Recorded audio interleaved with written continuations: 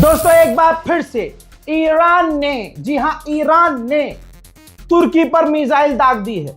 वो तो तुर्की के एयर डिफेंस सिस्टम खतरनाक लेवल के हैं, रोक लिया तुर्की ने। और तुर्की ने बताया है कि ये जो मिसाइल लॉन्च हुई है ये ईरान के अंदर से ही लॉन्च हुई है। तो अब कोई शक नहीं है कि ईरान ने ही हमला किया है।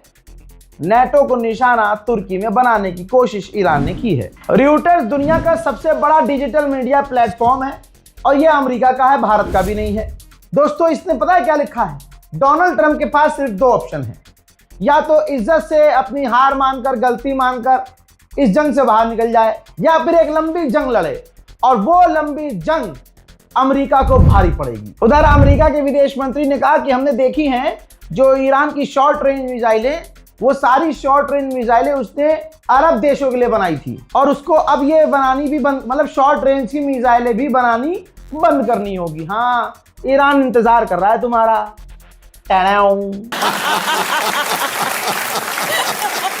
आइए मैं आपको ग्रैंड टोटल दिखाता हूं।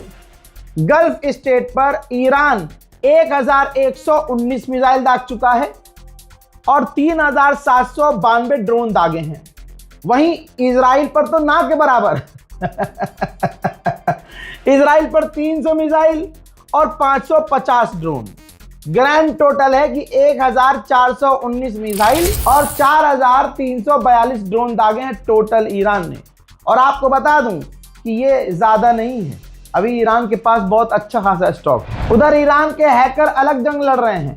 ईरान के हैकरों ने 50 से ज्यादा इजराइल के सिक्योरिटी कैमरा को हैक किया और भाई नजर बना के रखी। लेबनान एक सुन्नी मुल्क है, शिया मुल्क नहीं है, लेकिन आप देखिए कि जो खुद बेचारा जंग में है ईरान, वो सिर्फ अपने लिए नहीं लड़ रहा, साफ उसने लेटर लिखा है, मैसेज भेजा है अमेरिका को कि अगर लेबनान पर हमले बंद नहीं हुए तो फिर हमारा मत सोचना, हम तो हमले करते रहेंगे। ब्लूमबर्ग ने बताया है, छापा है कि 1 महीने से ऊपर अब हो गया है इस जंग को। पहले से ज्यादा स्ट्रेट ऑफ हॉर्मुज में ईरान ने कंट्रोल पा लिया है और जो डोनाल्ड ट्रंप बकवास कर रहा है वो बिना सर पैर की बातें हैं। ईरान के हमले पूरी दुनिया पर असर डाल रहे हैं। अब नॉर्वे में भी तेल और गैस की कीमत पर उछाल ना आए, इसलिए नॉर्वे ने अपने गैस और तेल और ईंधन से टैक्स खत्म कर दिया है। उधर जॉर्डन का किंग सऊदी अरब पहुंचा था, सऊदी अरब के सुअर क्राउन प्रिंस मोहम्मद बिन सलमान से मिलने। खिचड़ी पक रही है, कभी पाकिस्तान पहुंच जाते हैं, कभी अरब में लोग इकट्ठा हो रहे हैं, लेकिन फायदा क्या हो रहा है? कोई फायदा नहीं, ईरान पीट रहा है। उधर जो कैंट, जो अमेरिका के टेरर काउंटर हेड थे, भाई साहब उन्होंने एक बड़ा बयान दिया। उन्होंने कहा कि अगर अमेरिका फौज उतारता है ईरान में तो हमारी फौज को बड़ा नुकसान होगा और बहुत खतरनाक लेवल का खून खराबा होगा। अमेरिकी विदेश मंत्री ने कहा कि अगर जंग खत्म कर दी जाती है और उसके बाद भी ईरान स्ट्रेट ऑफ हॉर्मुज को आज़ाद नहीं करता है और उसको खोलता नहीं है तो फिर और बुरे अंजाम होंगे और खतरनाक हालात होंगे। साउथ अफ्रीका के अंदर ईरान की एम्बेसी जो है वो खेल रही है भाई बढ़िया लेवल पर। उन्होंने एक फोटो पोस्ट किया है जिसमें साफ दिख रहा है, मकसद ये है बताने का, मतलब ये है कि अमेरिका खुद अपने ताबूत में कील ठोक रहा है। डोनाल्ड ट्रंप जहां जा रहा है हर जगह मीडिया से कह रहा है कि ईरान सेटल होना चाहता है, ईरान डील चाहता है। बताइए कोई एक झूठी खबर भी दिखा दो कि ईरान ने ऑफर रखा हो। मैं तमाम जो भारत के अंदर जो पेशाब पीने वाली जो झुंड है वो सबसे बढ़िया मोदी फैन है। मोदी का हर झूठ वो बहुत ईमानदारी से वायरल करते हैं, लेकिन इनके पास भी अपने दादा का बचाव नहीं होगा और ईरान का कोई ऐसा फर्जी बीजेपी आईटी सेल स्टेटमेंट तक नहीं दिखा सकती। बीजेपी आईटी सेल ही दिखा दे क्योंकि झूठ प्रोपेगेंडा ये बहुत तगड़ा चला लेते हैं। तो इनके पास भी ऐसा सबूत नहीं होगा जिसमें ईरान ने कहीं कहा हो, किसी ने भी कहा हो, पक्ष विपक्ष, अबे बच्चा ईरान का, उसने भी ना कहा होगा कि हम डील चाहते हैं अमेरिका से। 1987 का एक वीडियो सामने आया है डोनाल्ड ट्रंप का, जिसके अंदर वो ईरान में जब वहां पर इस्लामिक रेवोल्यूशन आया उसके बाद डोनाल्ड ट्रंप ने तब से अब तक, और उसी वक्त 1987 में कह दिया था, बयान उनका आ गया है कि हम वहां जाकर कब्जा क्यों नहीं करते, हम उनका तेल क्यों नहीं ले लेते। ये सोच इस हरामी की बहुत पहले से है। Why couldn't we go in and take over some of their oil, which is along the sea? How would you do that? Would you send in the Marines? Would you take a chance in a war? Have a war, and it's going to start in the Middle East. What if the Soviet Union said, you do this to Iran, we're going to come in? I don't believe they'd do it. The next time Iran attacks this country, go in and grab one of their big oil installations, and I mean grab it and keep it. वहीं Israel target killing लगातार कर रहा है, वो पीछे नहीं हटा है।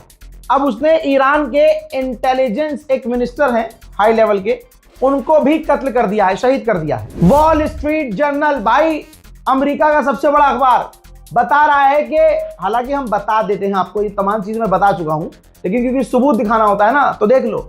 अमेरिका का अखबार वॉल स्ट्रीट जर्नल कह रहा है कि इजराइल अपने बेस्ट एयर डिफेंस सिस्टम और इंटरसेप्टर बचा रहा है, क्योंकि उसके पास कम हो गए हैं बहुत, और ईरान की मिसाइलें ज्यादातर इजराइल में गिर रही हैं। ये अमेरिकी अखबार ने लिखा है। डोनाल्ड ट्रंप के खिलाफ अमेरिका के लोग सड़कों पर हैं, वो आप देख चुके हैं। यहां तक कि जो अमेरिकी यहूदी हैं वो भी बहुत ज्यादा डोनाल्ड ट्रंप से नाराज हैं। वो नहीं चाहते कि अमेरिका की जंग ईरान से हो। ईरान के एक सीनियर कमांडर इस्माइल कानी, नाम सुना होगा, कई बार ये हमलों में बच चुके हैं और खतरनाक हमलों में बच चुके हैं। इनके बचने पर कई सवाल भी उठे हैं, लोग इनको गद्दार भी कहते हैं, और इनके जो एक्शंस होते हैं और जिन जिन हमलों से नसरुल्लाह, जिस बंकर में नसरुल्लाह थे, नसरुल्लाह मारे गए, ये बच गए। ऐसे अमेरिका के और इजराइल के टॉप हमलों में ये बिल्कुल बाल बाल बचे हैं, तो इन पर सवाल अलग होता ही है। लेकिन उनका जो बयान आया है वो भी आप सुन लीजिए, मैं दोनों तरफ की बात बताऊंगा। इन्होंने कहा है कि नेतन्याहू ने अपने सेटलर से झूठा वादा किया। उन्होंने सोचा था कि ईरान कमजोर हो जाएगा, ईरान की कमर तोड़ देंगे, लेकिन अब इजराइल पर हिजबुल्लाह भी हमला कर रहा है, यमन भी हमला कर रहा है, अंसारुल्लाह भी हमला कर रहा है, चारों तरफ से हमले हो रहे हैं। और आगे बता दिया इन्होंने कि अब ऐसे ही रहेगा, इस इलाके में अब यही चलेगा। ईरान की इंटरनल सिक्योरिटी को बड़ी कामयाबी, तस्वीरों में आप देख सकते हैं, बॉर्डर के अंदर से, ईरान का बॉर्डर धोखे से क्रॉस करके जो हथियार ईरान के अंदर भेजा गया था, ईरान ने लगभग ज्यादातर हथियारों को जब्त कर लिया है। सोचिए भाई, अरब से अलग थोड़ी है सीरिया का ये जो अब राष्ट्रपति बन गया है। पहले ISIS था, ISIS दुनिया के सबसे खतरनाक संगठन का ये कमांडर था। उससे पहले ये अल-कायदा में था, उससे पहले और दूसरे आतंकी संगठनों का एक सिंपल सा लड़ाकू था। अब इसके ऊपर अमेरिका ने बिलियंस ऑफ डॉलर का इनाम रखा था। फिर जब ये सीरिया में बशर अल असद और ईरान से नहीं लड़ पा रहे थे, तो इन्होंने सबसे खतरनाक आतंकवादी जोलानी को वादा कर दिया कि भाई हम तुमसे इनाम हटा देंगे, तुम जाकर सीरिया की सरकार पलट दो, हम तुम्हें हथियार भी देंगे। वो हुआ और आज वो राष्ट्रपति है। अब वो जर्मनी पहुंचा है, जर्मनी में खड़ा होकर वो ईरान के खिलाफ जहर उगल रहा है और कह रहा है कि ईरान जो हमले कर रहा है अरबों पर, ये गलत है, और जो ईरान आसपास के लिए खतरा बनकर स्ट्रेट ऑफ हॉर्मुज को बंद कर चुका है, ये सरासर गलत है। अब आप सोचिए, इजराइल अमेरिका की जबान क्या इससे अलग है? मैं हमेशा से कहता आया हूं कि जोलानी कहीं से कहीं तक अलग नहीं है। जोलानी वही है जो इजराइल अमेरिका। द अटलांटिक अखबार ने बड़ा खतरनाक मीम बना दिया है, खबरी मीम है उसकी। डोनाल्ड ट्रंप की जो हैट होती है ना, उसको टूटा हुआ दिखाया है, और इस रिपोर्ट में बता दिया उन्होंने कि ईरान ने डोनाल्ड ट्रंप के ग्रुप को, घमंड को तोड़ दिया है। आज की तारीख में डोनाल्ड ट्रंप के ही ग्रुप के लोग उससे अलग हो गए हैं। ट्रंप ने कहा है कि तुम्हें बहुत जल्द पता चलेगा कि ईरान ने जो इजराइल की ऑयल फैसिलिटी पर हमला किया है, उस पर हमने क्या काम किया है। हम काम कर रहे हैं ईरान के पार्लियामेंट स्पीकर के साथ, जिसका अंदाजा तुम्हें बहुत जल्द हो जाएगा। हजरात देखिए, स्ट्रेट ऑफ हॉर्मुज का दो अल्टरनेटिव है आपके सामने। एक तो सऊदी अरब की गैस पाइपलाइन है जो बहुत पतली है, बहुत कम है, ईस्ट वेस्ट पाइपलाइन है, और एक है हबशान फुजैरा पाइपलाइन, ठीक है, जो यूएई है, स्ट्रेट ऑफ हॉर्मुज से होती हुई यूएई को क्रॉस करके बिल्कुल अंदर आती है। तो यूएई के अंदर जो ये गैस पाइपलाइन है ना, उस पर हमला हुआ है। ये देखिए इमेज, सैटेलाइट इमेज है, धुआं निकल रहा है। पाइपलाइन जो यूएई की है, जो उसका अल्टरनेटिव ऑप्शन था, उसको भी ईरान ने उड़ा दिया है। रिपोर्ट यह है कि इजराइल अपने सबसे टॉप के हथियार, आर्टिफिशियल इंटेलिजेंस से लैस जो हथियार है, उनका इस्तेमाल ईरान के खिलाफ कर रहा है। मोहतरम हज़रात, इस रिपोर्ट को शेयर कीजिएगा, चैनल को सब्सक्राइब कीजिएगा, थोड़ा तरस खाइएगा, मुझे अपनी दुआओं में याद रखिएगा। रिपोर्ट को शेयर कीजिए। जय हिंद।